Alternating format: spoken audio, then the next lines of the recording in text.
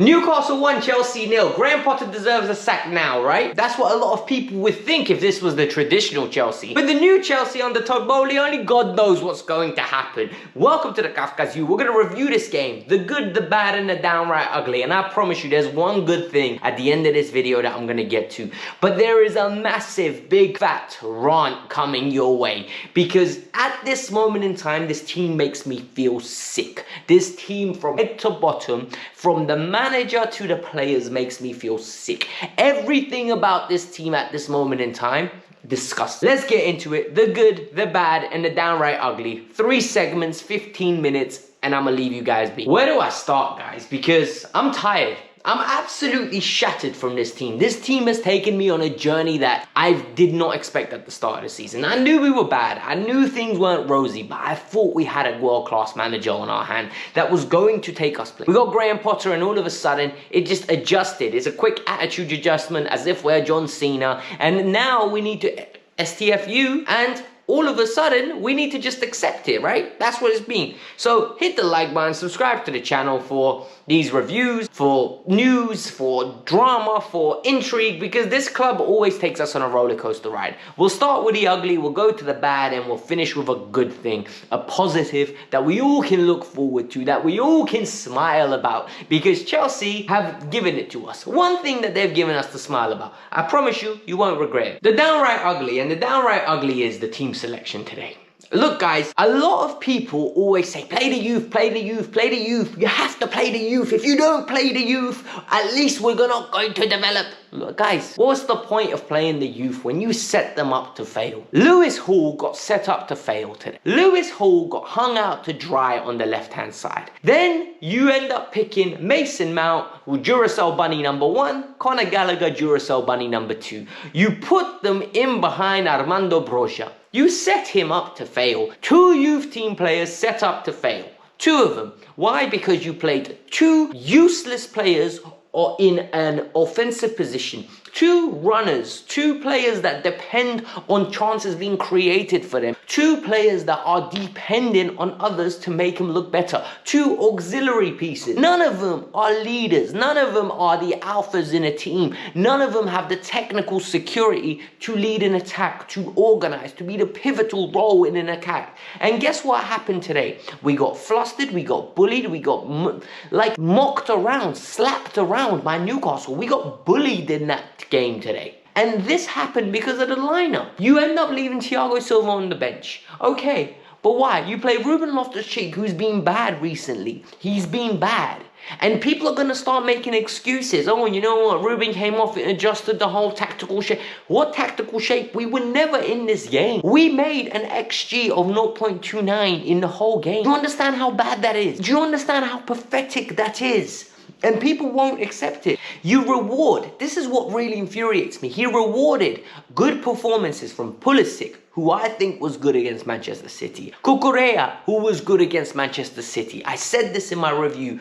With bench roles for players like Gallagher, players like Azpilicueta, it makes no sense. You absolutely posed no threat with the team you selected. Number 2, we haven't scored a goal in 270 minutes of Premier League football. Let that sink in. Our last goal was a Jorginho penalty that we fluked. It is embarrassing. Once again, I reiterate. And then we need to ask, why did we not score today? We didn't score today because we were attacking with 1 man. I'm not going to shout. I'm not going to yell. I'm just going to be honest with you guys today and explain to you what was happening consistently.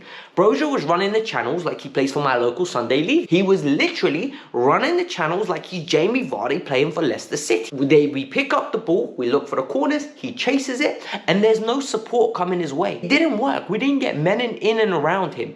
Mason Mount receives the ball, crowded out, loses the ball, can't retain it.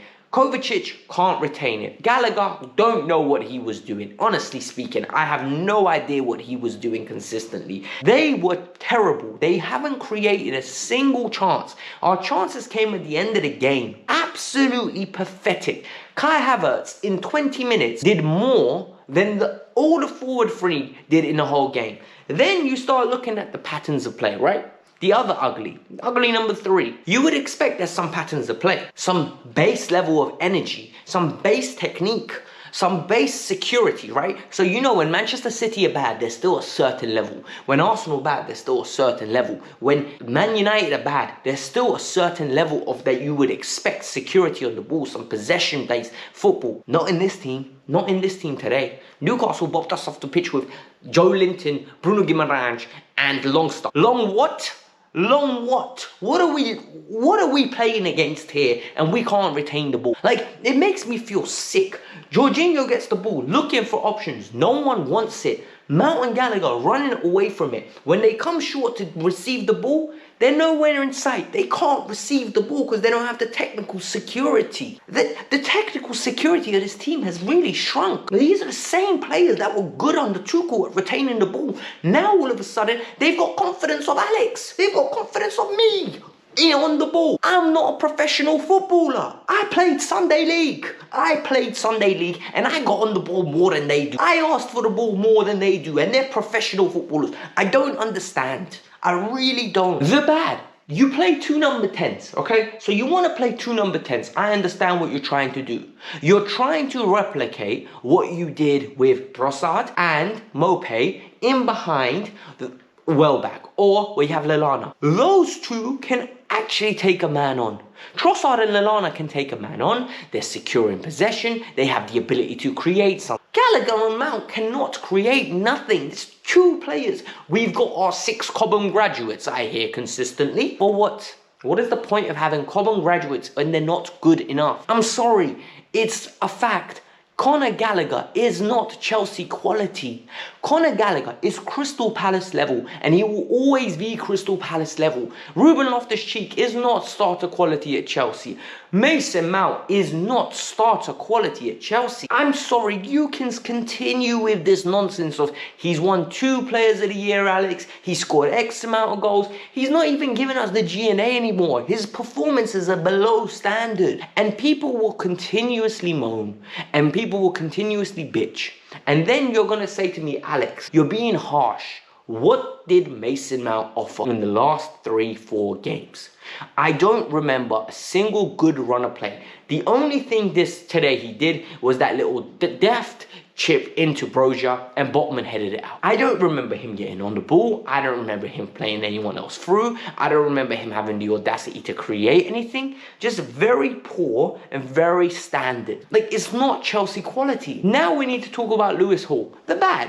He was bad today. A lot of you are going to say, you know what, Lewis Hall is 18 years old. No, you play for Chelsea Football Club. You have to be of a certain level. He got set up to fail. And the reason he got set up to fail was because he had no experience around him. And that's simple as that. The only one that set him up to play well was Koulibaly. Mount didn't come back and help him.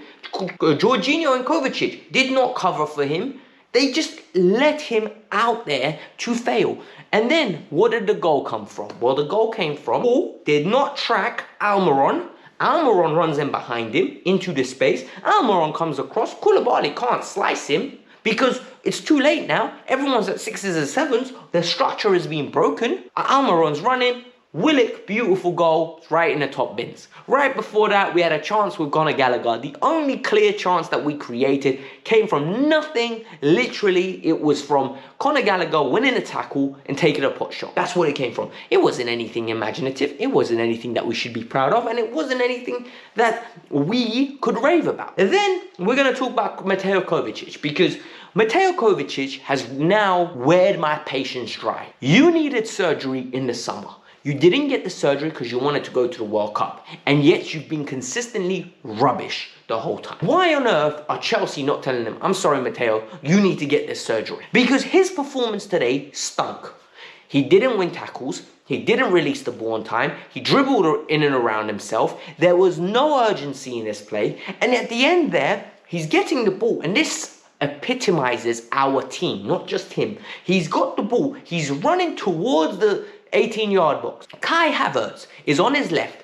All he needs to do is a decently weighted pass that Kevin De Bruyne, Bernardo Silva, Gundogan, Foden, all play at relative ease. I'm mentioning those players because people tell me Mateo Kovacic could play for Manchester City. And you know what? In some cases, he most probably could. And what? He doesn't release the pass, he runs the ball over, he loses the ball, and then Kai has his hands up. Of course Kai's gonna have his hands up. Kai's thinking, listen, why are you not releasing me? And then people tell me Kai's failing, Kai's not doing well, Kai's not good enough for Chelsea. How can Kai be good enough when you're not giving him a platform to play? Like, it's pathetic. You look at Broja's performance today.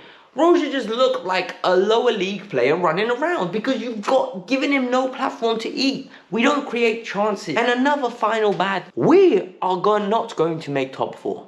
Get that out of your head. Under this manager, we are not making top 4. This manager stinks.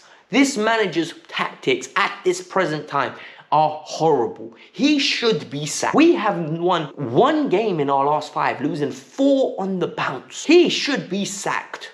I am dead serious. If we could hire Tuchel back, I want us to do it. Because how he can set us up like this consistently to look worse by game, we consistently look worse. People say there's a new manager bounce. What new manager bounce? We've got a new manager fatigue. This manager has made us even worse. This manager has respectively made us worse week on week. We don't retain the ball. We don't control the game. We don't keep teams compact. We are actively getting worse. The good, and I am stretching here, all right? I am stretching. Kai Havertz and Cucurella and Pulisic looked good when they came on. They actually attacked. They actually had some fight in them. They actually made us push up the pitch a little bit. I don't know how much of that was because Newcastle came up the pitch. Went back the pitch, so they allowed us to have the ball, but we created some chances. Kai Havertz got a header from a corner. Cucurella put a juicy ball in there. Kai almost got on the end of it. Yet, people are going to tell me, Alex, no, we need to give the Cobham players a chance. You have to give Cobham players a chance. No, once again, this manager set us up to fail. And the good thing I promised you all, we don't need to watch this shit for 6 weeks. We don't need to watch Graham Potter ball for 6 weeks.